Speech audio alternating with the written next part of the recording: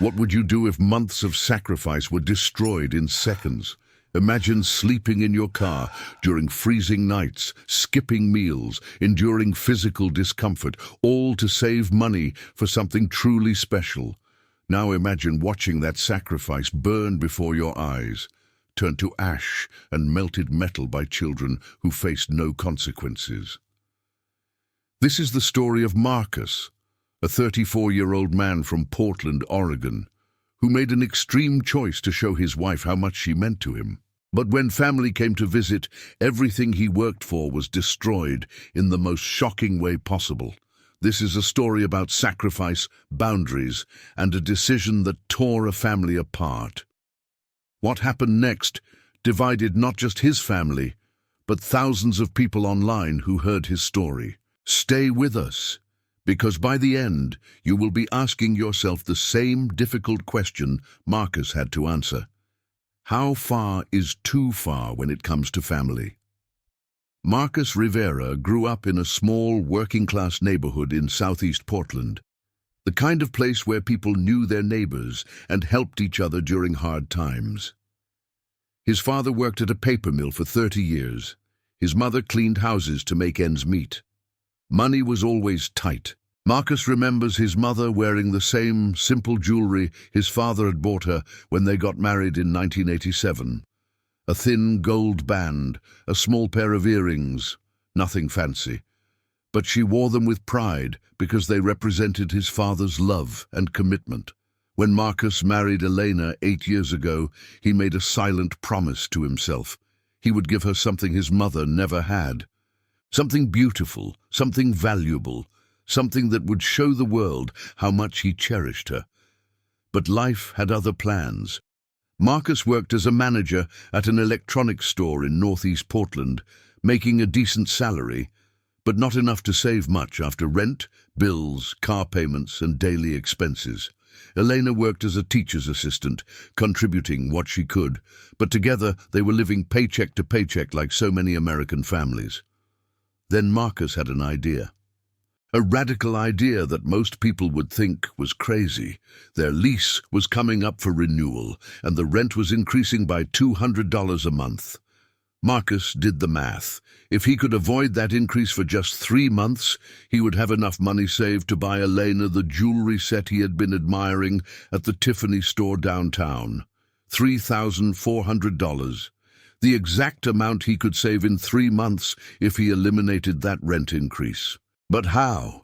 They needed their apartment. Then the solution came to him during a late-night shift. He would sleep in his car. Not every night, that would be too suspicious, but most nights. He told Elena he was working extra overnight shifts to save for something special.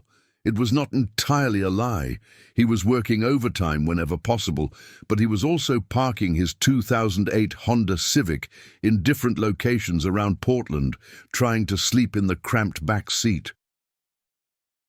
The first night was the hardest. It was late October, and Portland nights were already dropping into the low 40s. Marcus parked near the Willamette River, in a quiet industrial area where he hoped no one would bother him. He had a sleeping bag, a pillow, and a determination that surprised even himself. The cold seeped through the car windows. Every sound made him jump. The streetlights cast strange shadows.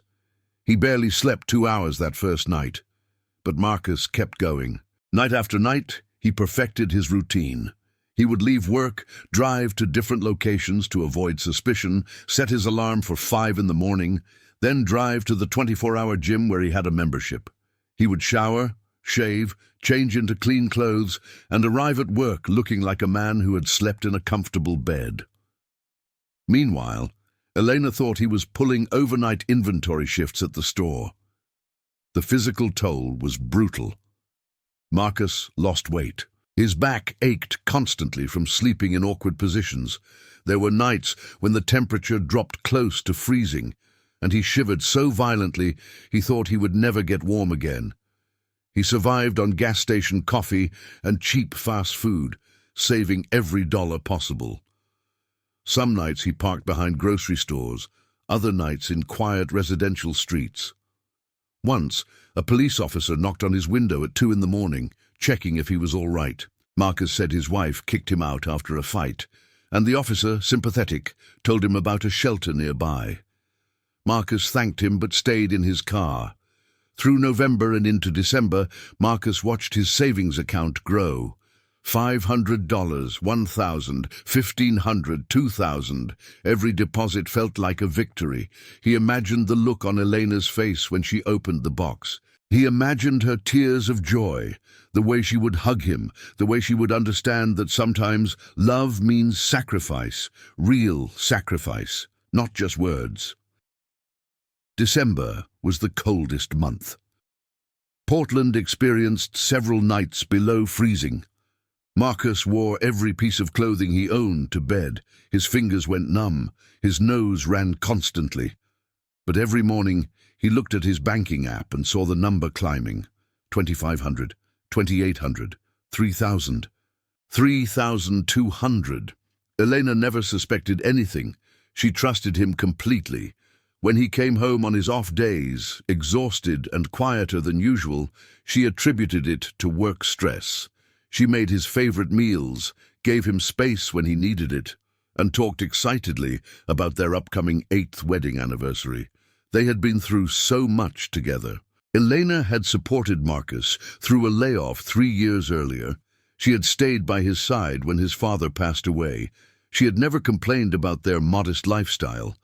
This gift was his way of saying thank you for everything. By mid-December, Marcus had the full amount. $3,400. He stared at the number on his phone screen and felt something he had not felt in months. Pride, pure, uncomplicated pride. He had done something incredibly difficult, something most people would never attempt, and he had succeeded. That night he slept in his own bed for the first time in weeks. Elena noticed immediately. She cuddled against him and whispered that she missed him. He held her tighter than he had in months, knowing that soon, very soon, he would give her something extraordinary. The Tiffany store in downtown Portland occupied a corner of the Pioneer Place Mall, its iconic blue awning visible from blocks away. Marcus had walked past this store dozens of times over the years, always looking through the windows, but never going inside. Places like this were for other people, people with money, people who did not sleep in their cars to afford a piece of jewelry. But this time was different. This time Marcus had $3,400 in his checking account, and he was going to walk through those doors as a legitimate customer. It was a Saturday afternoon in mid-December. The city was decorated for the holidays. Lights hung across the streets, the smell of roasted chestnuts filled the air, and shoppers crowded the sidewalks carrying bags from expensive stores. Marcus wore his best outfit: khaki pants, a button-down shirt, and the dress shoes he usually reserved for weddings and funerals. His hands were shaking as he pushed open the glass door. The interior of the Tiffany store was unlike anything Marcus had experienced. The floors were polished marble that reflected the crystal chandeliers hanging from the ceiling. Glass cases displayed jewelry that cost more than his car. Everything was pristine, elegant, intimidating. Classical music played softly in the background. The air smelled like expensive perfume and leather. Other customers browsed casually, looking at items worth tens of thousands of dollars as if they were choosing fruit at a grocery store. A saleswoman approached Marcus. She was in her 50s, wearing a black dress and pearls, her hair pulled back in a perfect bun. Her smile was professional, but her eyes quickly assessed Marcus, taking in his modest clothing, his nervous demeanor, his calloused hands. Her tone, while polite, carried a subtle coolness that suggested she had already decided he was probably just browsing. Marcus cleared his throat and said he was looking for a jewelry set for his wife, something with pearls, budget around $3,000. The saleswoman's expression changed slightly, not quite warmth, but at least genuine interest. She led him to a case in the back corner, explaining that they had several pearl sets in that price range. Marcus looked at various options, but one set immediately caught his eye. It was exquisite. A necklace featuring genuine cultured pearls with white gold accents and a delicate clasp that sparkled under the store lights. Matching earrings, each pearl perfectly round and lustrous. A bracelet that complemented both pieces, elegant without being ostentatious. The set was displayed on a cream-colored velvet bust, and even in a store full of beautiful things, it stood out. The price tag read exactly $3,400. Marcus stared at it for a long moment. This was it. This was what 3 months of sleeping in his car looked like. This was what cold nights and hunger and exhaustion had bought. It was perfect. The saleswoman, sensing his emotion, asked gently if he would like to know more about the set. Marcus nodded, not trusting his voice. She explained that the pearls were Akoya pearls from Japan, known for their brilliant luster and perfectly round shape. The white gold was 14-carat, hypoallergenic, and the clasp featured a small diamond accent. It was one of their most popular anniversary sets. Many husbands purchased it for milestone anniversaries. The craftsmanship was guaranteed, and it came with lifetime cleaning and inspection services. Marcus asked if he could see it out of the case. The saleswoman hesitated for just a fraction of a second, then smiled and carefully removed the pieces, laying them on a black velvet pad on the counter. Under the direct light, the pearls seemed to glow with an inner light. They were flawless. Marcus reached out and gently touched the necklace, feeling the weight of it, the smoothness of the pearls, the cool metal of the gold chain.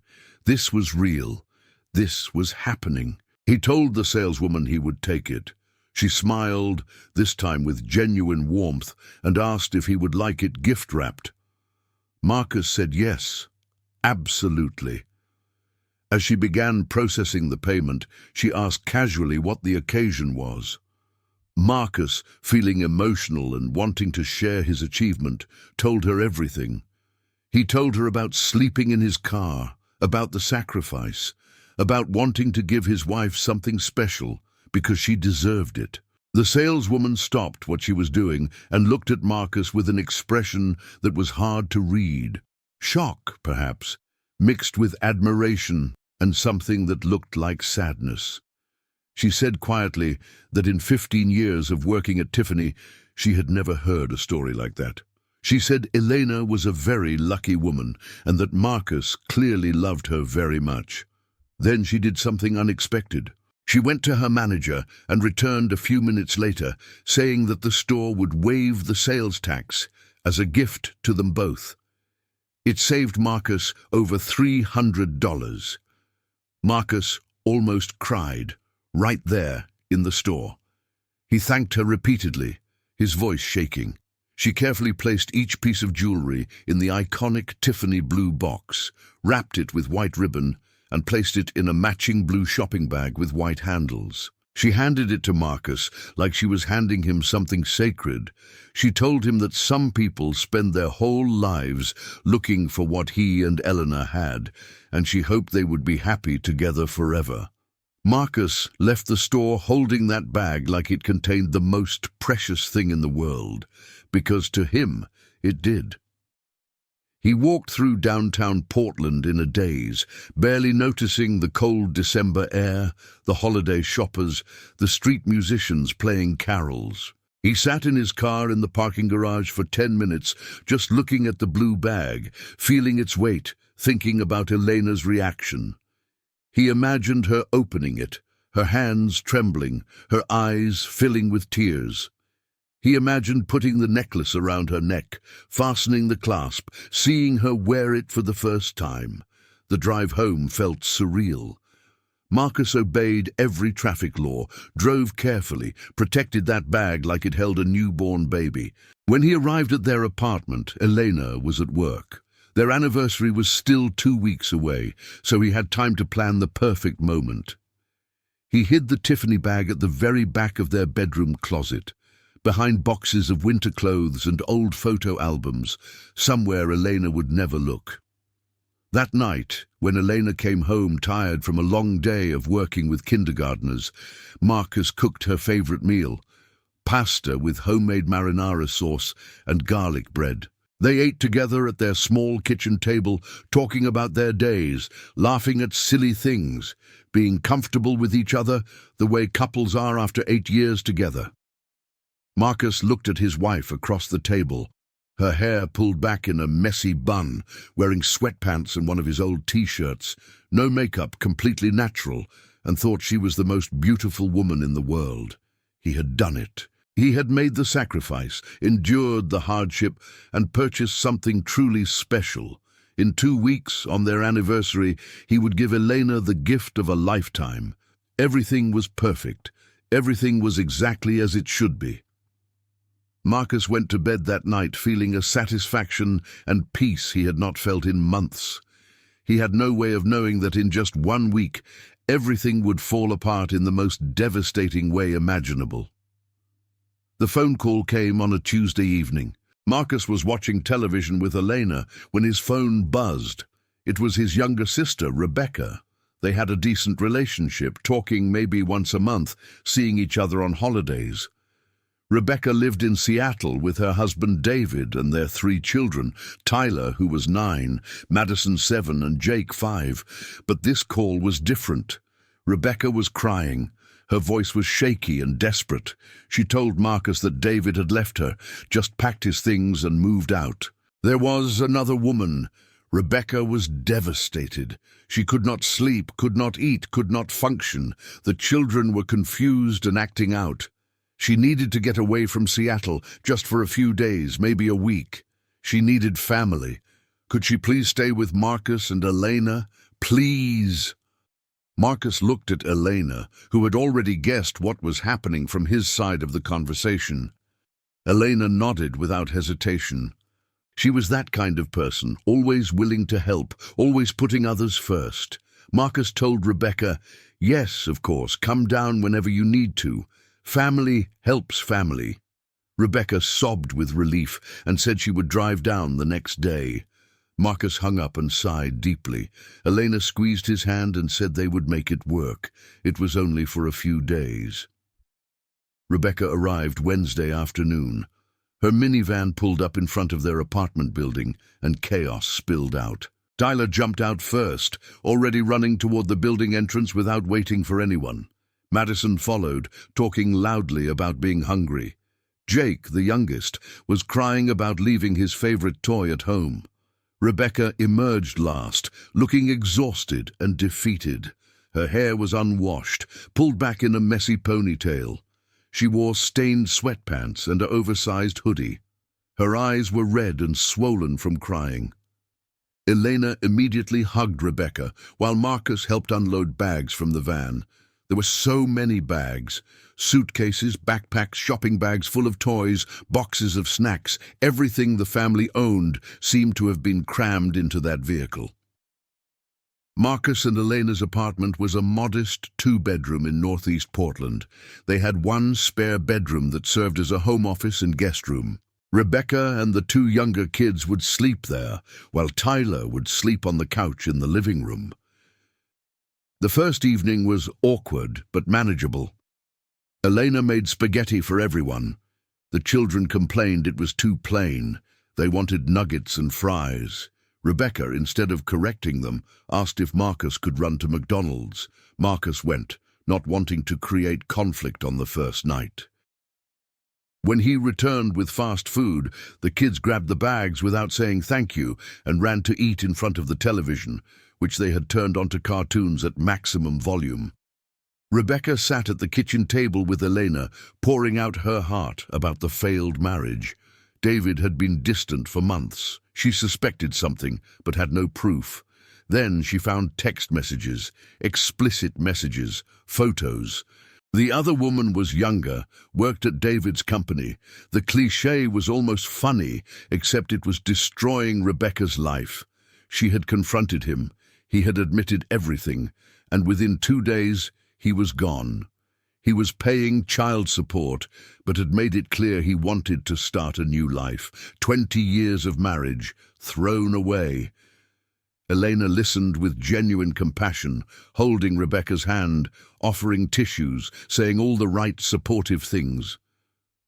Marcus felt terrible for his sister. Nobody deserves that kind of betrayal, but as the evening wore on, he also felt a growing unease. The children were incredibly loud. They ran through the apartment despite being told to walk. They opened cabinets and took out snacks without asking. They left toys everywhere. And Rebecca, lost in her own pain, seemed completely checked out as a parent. The first night set the pattern for the days that followed. The children woke up early and immediately turned on the television at high volume. They demanded specific foods for breakfast, most of which Marcus and Elena did not have. They fought with each other constantly, screaming and hitting until Rebecca yelled at them to stop, which they ignored. Tyler, at 9 years old, had a particular attitude problem. He talked back to adults, refused to follow basic rules, and seemed to take pleasure in causing chaos. By the third day, Marcus's apartment looked like a disaster zone. Toys were scattered across every surface. Juice had been spilled on the carpet and not cleaned properly, leaving a sticky stain. The bathroom the children used was constantly messy, with toothpaste smeared on the counter and wet towels thrown on the floor. Marcus came home from work each day to find his peaceful home transformed into something unrecognizable. What bothered him most was Rebecca's complete lack of discipline. When Tyler broke a picture frame containing a photo from Marcus and Elena's wedding, Rebecca just shrugged and said, "Accidents happen." When Madison colored on the wall with crayons, Rebecca told her not to do it again, but did not make her clean it. When Jake threw a tantrum and kicked a hole in the spare bedroom door, Rebecca apologized to Marcus, but did nothing to punish the child. Elena, ever patient, tried to maintain peace. She took the children to the park to burn off energy. She organized craft activities. She cooked meals they would actually eat, but Marcus could see the strain on her face. Elena came home from work, already tired from managing kindergartners all day, only to come home to 3 more children who were far less well-behaved than her students. The tension in the household was growing. But Marcus reminded himself this was temporary. Rebecca was going through a divorce. The children were acting out because their world had been turned upside down. Family supports family during hard times. He just needed to be patient. His anniversary was coming up in a few days. After that, hopefully Rebecca would be ready to go back to Seattle and start rebuilding her life. But there was something else bothering Marcus, something he tried to ignore but could not quite shake. Rebecca had always been a little jealous of his relationship with Eleanor. She had made comments over the years about how Marcus had gotten lucky, how Elena was too good for him, how some people just had perfect lives while others struggled. Now, staying in their apartment, those comments became more frequent and more barbed. She would say things like, "Must be nice to have a husband who doesn't cheat," or "Some of us are not as blessed as others," or "Easy to have a clean house when you do not have kids." Elena never responded to these comments, just smiled awkwardly and changed the subject. But Marcus noticed. He saw the jealousy, the bitterness. He understood Rebecca was hurting, but taking it out on them was not fair. Still, he said nothing. She was his sister. She needed help. He would endure the discomfort for a little longer. Saturday arrived, just 2 days before Marcus and Elena's anniversary. Marcus had plans to take Elena out to dinner at a nice restaurant, come home, and give her the Tiffany jewelry in a romantic moment he had been planning for months. He was counting down the hours. The finish line was in sight. Just 2 more days of chaos. Then hopefully Rebecca would start thinking about going home, and his life would return to normal. That Saturday morning, Marcus had to work a half shift at the store. Elena had been asked to help at a school fundraiser and would be gone most of the day. That left Rebecca alone with the children in the apartment. As Marcus left for work, he reminded Rebecca that they would be back around mid-afternoon and maybe they could all go out for pizza for dinner. Rebecca nodded absently, scrolling through her phone, barely acknowledging him. The children were already arguing in the living room about what to watch on television. Marcus drove to work with a nagging feeling of unease. He could not explain it, just a sense that something was wrong. He almost turned around twice, but told himself he was being paranoid. What could possibly go wrong? Rebecca was an adult.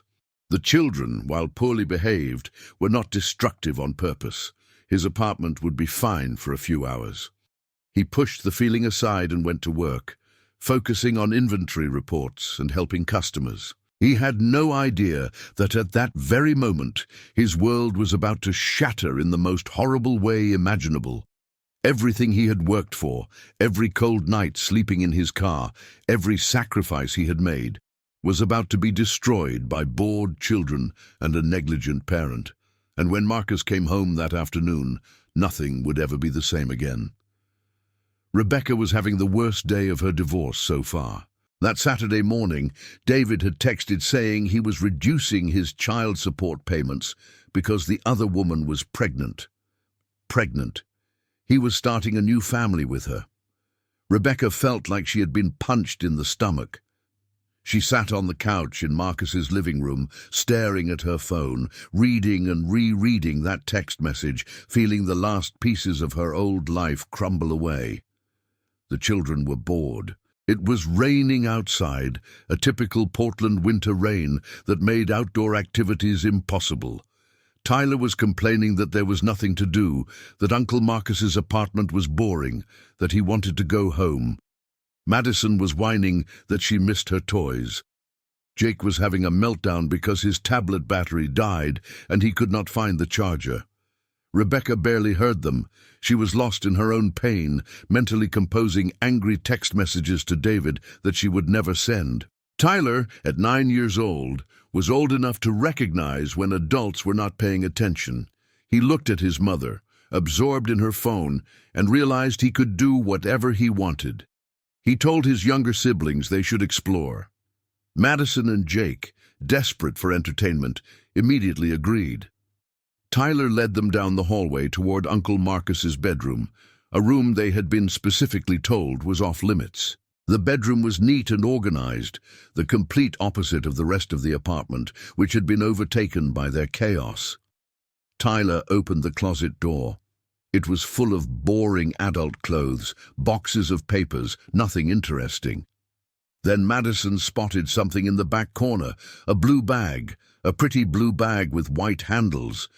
She pushed past her brother and grabbed it, pulling it out into the light. Tyler immediately recognized the brand. Tiffany. He had seen commercials during football games his dad used to watch. This was expensive stuff. He told his siblings they should look inside. Madison opened the bag and found the iconic blue box. Her eyes went wide with excitement. Jake jumped up and down, sensing something special was about to be revealed. Tyler carefully lifted the lid.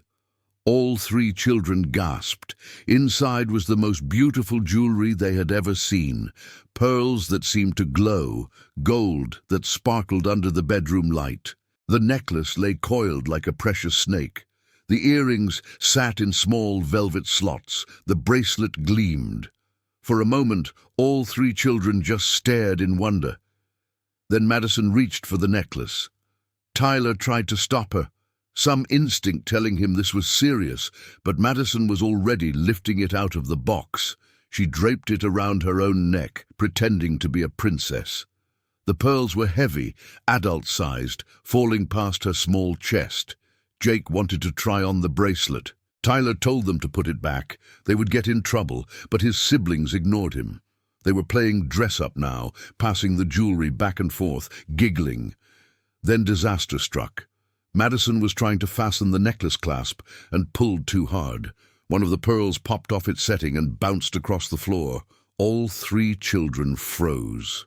Madison started to cry, immediately understanding she had broken something valuable. Tyler scrambled to find the pearl, but it had rolled under the bed. Jake was still holding the bracelet, not understanding the severity of what just happened. Tyler's mind raced. They had broken Uncle Marcus's jewelry. This was bad, really bad. Mum would be so mad. Uncle Marcus would be furious. They had to hide it somehow.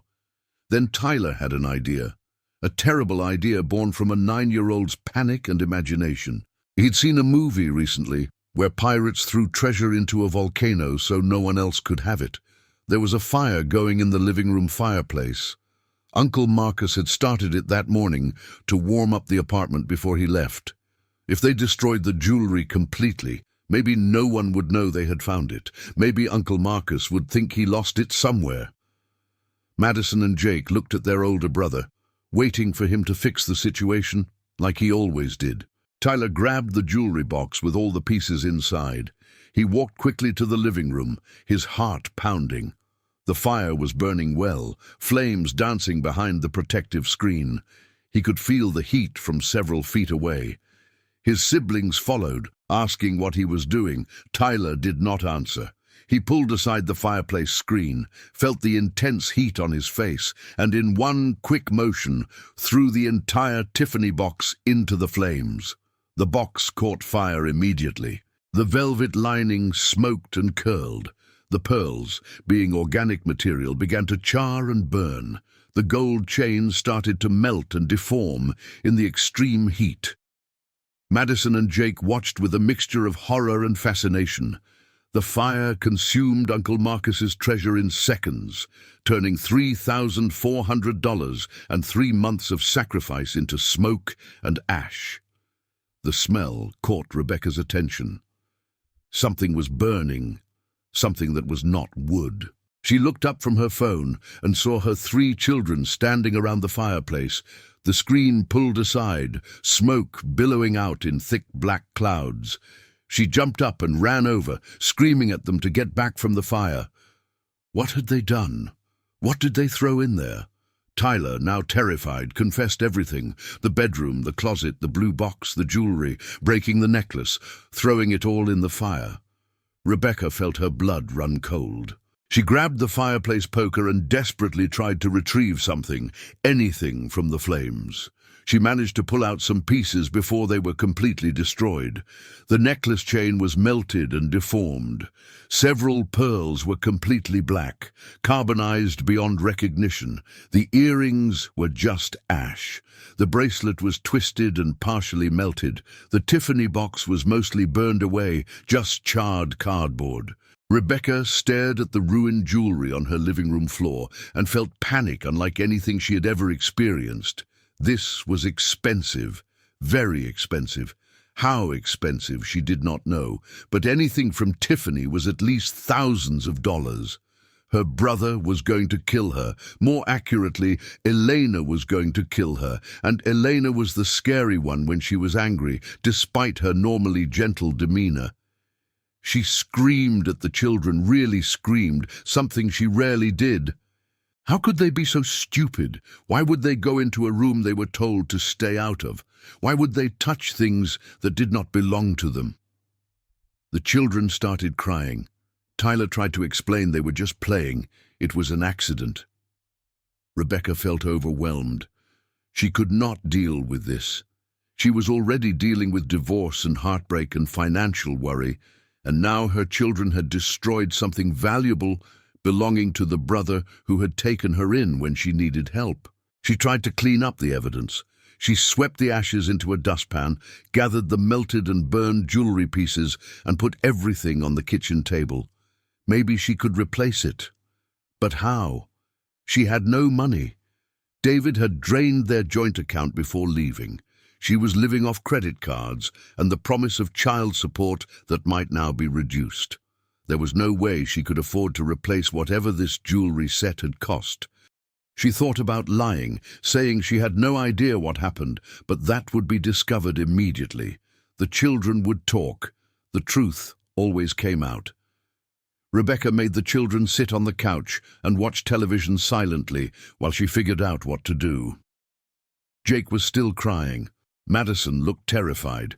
Tyler, the oldest, understood the magnitude of what they had done and sat with his head in his hands. The smoke alarm had gone off briefly from all the smoke, and Rebecca had frantically waved a towel under it until it stopped. Now the apartment smelled like burned plastic and melted metal. impossible to miss. 30 minutes later, Eleanor came home. She walked in cheerfully, carrying bags from the fundraiser, calling out hello. Then she smelled the smoke. She saw Rebecca's face. She saw the children crying on the couch. She asked what happened. Rebecca could not speak. She just pointed to the kitchen table, where the remains of the jewelry lay, like a crime scene. Elena walked over slowly. She looked at the melted gold, the burned pearls, the destroyed bracelet. She recognized immediately what it had been. Tiffany. She saw pieces of the distinctive blue box in the ash. She picked up what remained of the necklace chain, feeling the weight of it, seeing how it had been deformed by extreme heat. Her hand started shaking. She turned to Rebecca and asked in a very quiet, very controlled voice, "Where did they find this?" Rebecca stammered that it was in the bedroom closet. The children were playing. They found it. They broke a pearl. Tyler panicked and threw it in the fire. Elena's face went pale. She asked how long ago this happened. Rebecca said about 45 minutes. Elena immediately grabbed her phone and tried calling Marcus. It went to voicemail. He was at work and probably helping a customer. Elena sat down at the kitchen table, still holding the ruined jewelry. She was trying to process what she was looking at. Marcus had bought her jewelry? Expensive jewelry? When? Why? How? They could not afford something like this, unless... Her mind raced through the past few months. Marcus working extra shifts. Marcus being tired and distant. Marcus sleeping at weird hours. What had he done? What had he sacrificed to buy this? 20 minutes later, Marcus came home. He walked in expecting a normal Saturday afternoon. Instead, he found Elena sitting at the kitchen table crying. Rebecca standing in the corner looking terrified. 3 children sitting perfectly still on the couch, all with guilty faces. And there on the table, the worst sight he could imagine, the destroyed remains of the jewelry set he had sacrificed 3 months of his life to purchase. Marcus stood frozen in the doorway. He could not move, could not speak. His brain could not process what his eyes were seeing.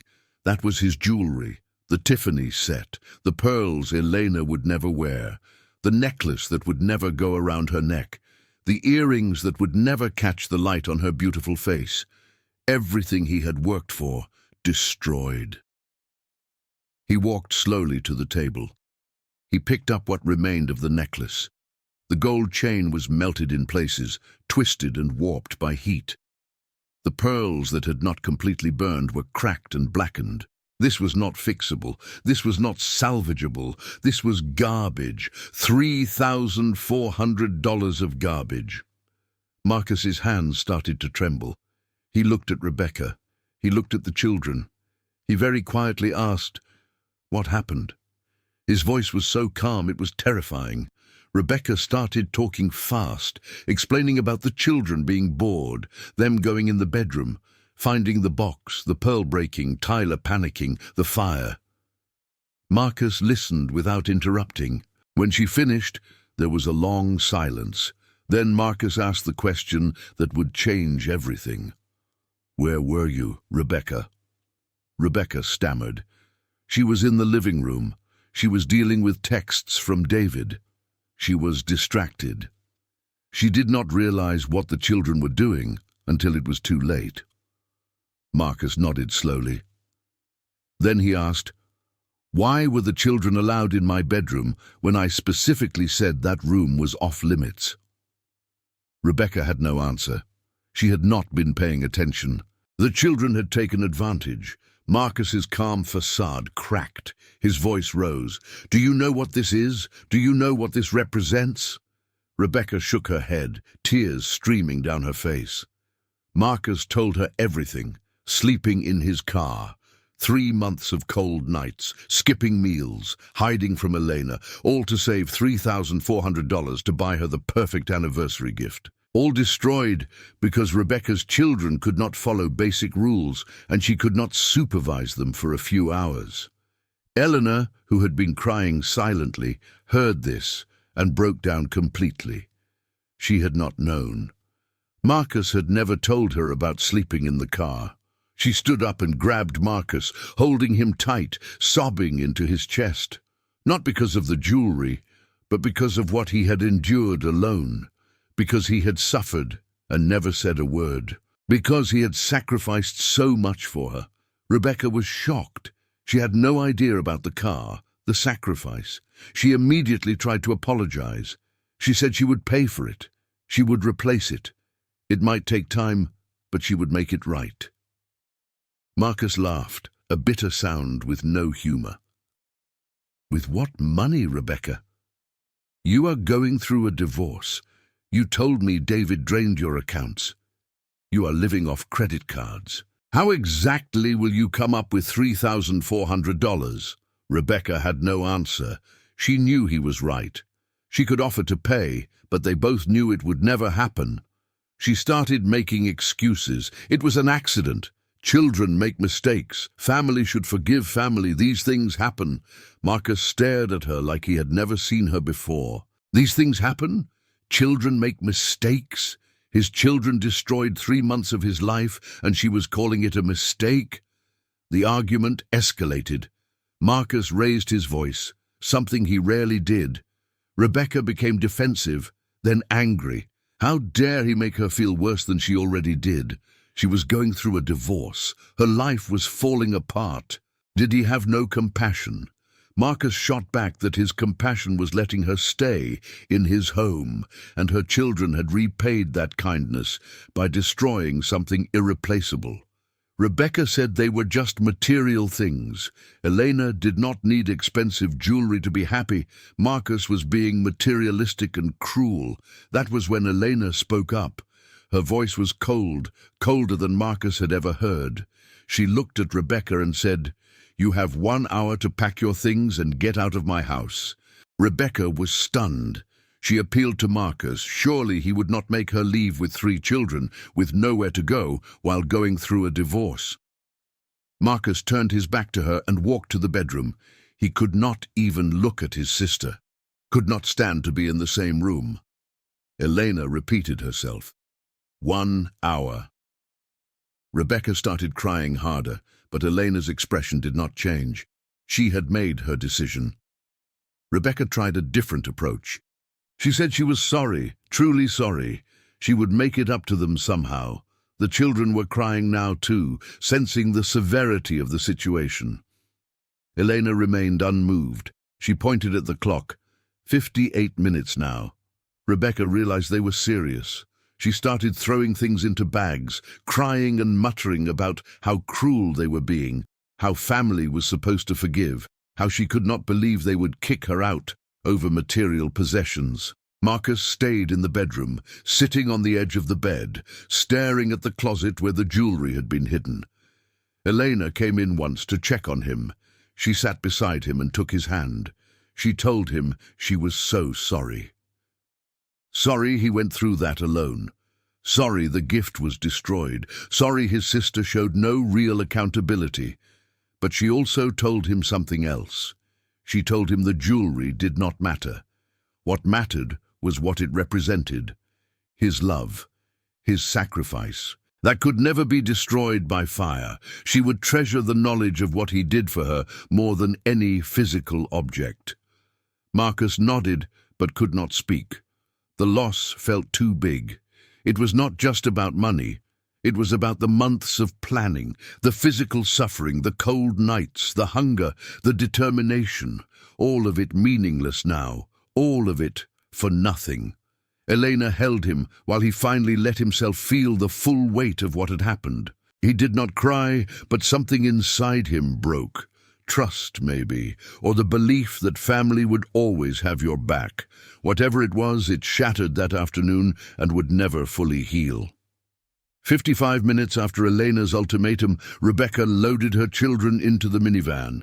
She made one last attempt to speak to Marcus, knocking on the bedroom door, but he did not answer. Tyler, old enough to understand cause and effect, looked genuinely remorseful. He tried to apologize to Uncle Marcus through the closed door, saying he was sorry, he did not mean it. He just panicked. Marcus still did not respond. Madison and Jake just wanted to leave, scared by all the adult anger and tension. Rebecca drove away from the apartment without a real plan. She called their mother from the road, crying so hard she could barely speak. She told a version of the story that made her sound like the victim. She said Marcus had kicked her out over an accident, that he valued things more than family, that he was being heartless during her time of need. Their mother, getting only one side of the story, was horrified. She called Marcus immediately. He let it go to voicemail. She called 5 more times. Finally, Marcus answered and calmly told his mother the full story: the car, the sacrifice, the negligence, the destruction, the lack of real accountability. His mother was quiet for a long time, then said she would call him back after she spoke to Rebecca again. That night, Marcus and Elena sat together in their apartment, which suddenly felt too big and too quiet after a week of chaos. The anniversary that was supposed to be magical was now tainted. Elena suggested they cancel the dinner reservation. Marcus agreed. They ordered Chinese food and ate it silently on the couch. The smell of burned plastic and melted metal still lingered in the air, despite opening all the windows. Elena asked Marcus to tell her everything about sleeping in the car. He did.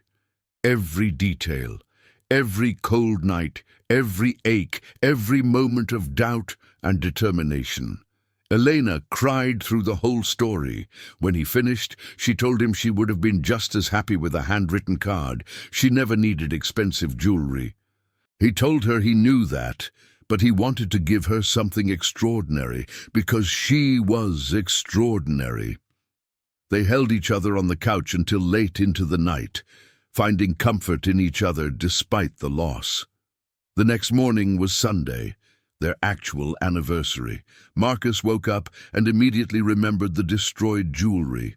The day that was supposed to be special now felt hollow. Elena was already awake, making coffee in the kitchen. She had clearly been crying again. They exchanged a long hug without words. What was there to say that had not already been said? Marcus's phone started ringing at 8 in the morning. Family members. His mother had apparently told the whole family what happened, and now everyone had opinions. His Uncle Robert called to say Marcus was right to set boundaries. His Aunt Linda called to say he was being too harsh, that Rebecca was going through a divorce and needed grace. His cousin Michelle called to say her kids had destroyed expensive things too. It was part of being in a family with children. Marcus listened politely and then stopped answering calls. Rebecca sent a text message that afternoon. It was not an apology, not really. It said, "I am sorry your gift was destroyed, but I am more sorry that you value objects over family. I thought you were a better man than this. You kicked out your sister and niece and nephews during the hardest time of our lives over jewelry that can be replaced. I hope you can live with that decision, because the kids will remember this forever." Marcus read the text 3 times. Each reading made him angrier. She still did not get it. She still thought this was about jewelry. It was not about jewelry. It was about respect. It was about responsibility. It was about watching your children. It was about real apologies versus empty words. He did not respond to the text. What was the point? Elena had a different approach. She called Rebecca directly. The conversation was short, and Marcus could only hear Elena's side, but the tone was firm. Elena said, "You have not offered to pay a single dollar toward replacing what your children destroyed. You have not genuinely apologized. You have not disciplined your children or acknowledged that they should not have been in that room. You have made excuses and played the victim. Until you can take real accountability, you are not welcome in our home or our lives." Then Elena hung up. Marcus looked at his wife with surprise and pride. Gentle, patient Elena had drawn a line in the sand. She told Marcus that she learned from her mother that you teach people how to treat you. If they accept Rebecca's behavior now, it would continue forever. Boundaries were necessary, even in family, maybe especially in family. Marcus agreed completely. Over the following weeks, the family divide deepened. Rebecca told her version of events on social media, a vague post about being abandoned by family during a crisis, about materialism destroying relationships. Several relatives who did not know the full story commented with support for Rebecca.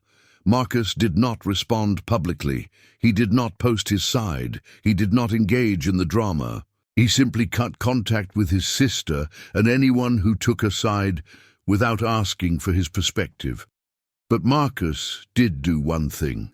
3 weeks after the incident, he posted his story anonymously on an online forum for relationship advice. He laid out every detail objectively, asking if he had overreacted by cutting contact with his sister. The response was overwhelming. Thousands of people commented. The vast majority sided with Marcus. They said Rebecca should pay for the replacement, even if it took years. They said the children needed consequences for entering a room they were told to avoid. They said Rebecca's negligence was inexcusable. They said family does not get a free pass to destroy your property and then play victim. A few commenters disagreed, saying family was more important than things, that Marcus should forgive and move on. But they were heavily outnumbered. Several people shared similar stories of family members destroying valuable items and facing no consequences, how it destroyed relationships permanently. Many people said they wished they had set boundaries like Marcus did instead of being doormats for toxic family members. Reading those responses gave Marcus validation he desperately needed. He was not crazy. He was not being materialistic or cruel. He had every right to be angry and hurt. He had every right to set boundaries. Elena read the comments too and showed Marcus her favorite one. Forgiveness is not the same as reconciliation. You can forgive someone and still choose not to have them in your life. Forgiveness is for your peace of mind. Boundaries are for your protection. That comment resonated deeply with both of them. Marcus's mother eventually came around after speaking with other family members who knew Rebecca's pattern of avoiding accountability. She called Marcus and apologized for not supporting him initially. She said Rebecca had always been good at playing the victim, even as a child, but this time she had gone too far. The mother offered to pay for replacement jewelry, but Marcus declined. The moment had passed. The anniversary was over. The gesture, while appreciated, could not recreate what had been lost. 2 months after the incident, Marcus and Elena were grocery shopping when they ran into Rebecca and the kids at the store. It was awkward and painful. The children looked down at the floor. Rebecca tried to start a conversation, saying they should talk, that enough time had passed, that family should not stay divided. Marcus said politely but firmly that he had nothing to say to her. Rebecca's eyes filled with tears. She said she had been to therapy and realized she needed to take responsibility. She said she was truly sorry for what happened and for not handling it correctly afterward. Marcus listened. Then he asked the question that mattered. Have you saved any money toward replacing what was destroyed? Rebecca hesitated, then admitted she had not, because money was tight with the divorce. Marcus nodded and said, When you have saved at least $1,000 toward the replacement cost, call me. Until then, I do not think we have anything to discuss. He took Elena's hand and walked away, leaving Rebecca standing in the grocery store aisle. Elena asked if he was serious about the money condition. Marcus said absolutely. It was not really about the money at that point. It was about seeing genuine effort. Real accountability means action, not just words. If Rebecca could save even a portion of the replacement cost, despite her financial difficulties, it would show she truly understood the weight of what happened. So far, there had been no such effort. 6 months passed, then a year. Rebecca never saved the money. She never made genuine restitution. The family remained divided. Some relatives maintained relationships with both siblings separately, carefully avoiding the topic. Others chose sides and stayed there. Holiday gatherings were split. Marcus and Elena hosted Thanksgiving. Rebecca went to their mother's house. Christmas was the same. The family would probably never fully recover. But something unexpected happened during that year. Marcus and Elena grew closer than ever. Going through the crisis together, supporting each other through the pain and anger, setting boundaries together, all of it strengthened their bond. They celebrated their 9th anniversary with a quiet dinner at home. Eleanor wore simple silver earrings Marcus had bought her with his first paycheck when they were dating years ago. She said they meant more to her than any Tiffany jewelry ever could because they represented the beginning of their journey together. Marcus never slept in his car again. He never made that kind of extreme sacrifice again. But he did not regret doing it, even with how it ended. It taught him something about his own capacity for dedication and perseverance. It also taught him about boundaries, about standing up for yourself, even against family, about the difference between forgiveness and reconciliation. Those were painful lessons, but valuable ones. 2 years after the incident, Marcus received an unexpected package in the mail. Inside was a check for $500 and a letter from Rebecca. The letter was different from previous communications. It was genuinely remorseful. She explained that she had been in therapy consistently and realized how much she had failed as a parent that day and in the aftermath. She acknowledged that her children's actions were her responsibility. She apologized for making excuses and playing victim. She admitted she did not have the full amount and might never be able to replace the jewelry completely, but she wanted to make some restitution. The $500 represented months of saving from her new job. She hoped it was a start. She was not asking for reconciliation, just expressing genuine regret. Marcus showed the letter to Elena. They discussed it for several days. Marcus cashed the check and put the money in a savings account. He sent Rebecca a brief text. "Thank you for the apology and the payment. It means something. I appreciate the effort." That was all. No invitation to reconnect, no promise of future relationship, just acknowledgement. Elena asked if Marcus would ever forgive Rebecca completely. Marcus said he already had forgiven her for his own peace of mind. Holding on to anger was exhausting, and he had let most of it go. But forgiveness did not mean forgetting what happened or opening the door to be hurt again. Maybe someday they would rebuild some kind of relationship. Maybe not. Either way, Marcus had peace with his decision. Today, 3 years after the jewelry was destroyed, Marcus and Elena are still happily married. They live in a slightly bigger apartment now. They have a good life, modest but comfortable. Marcus occasionally thinks about those 3 months sleeping in his car, and instead of feeling bitter, he feels a strange kind of pride. He proved something to himself during that time. He discovered depths of determination and love he did not know he possessed. The jewelry was destroyed, but the meaning behind it lives on in how they value each other. Rebecca sends a Christmas card every year. Marcus and Elena send one back. The messages are polite but distant. The children are older now, hopefully wiser.